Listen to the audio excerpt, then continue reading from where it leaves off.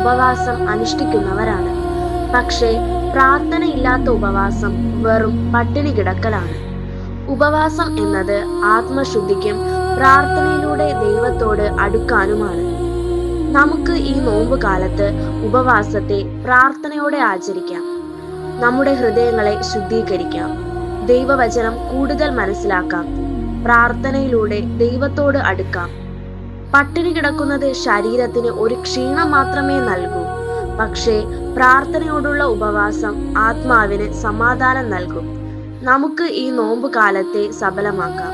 ദൈവത്തിന്റെ സ്നേഹത്തിൽ വളരാം.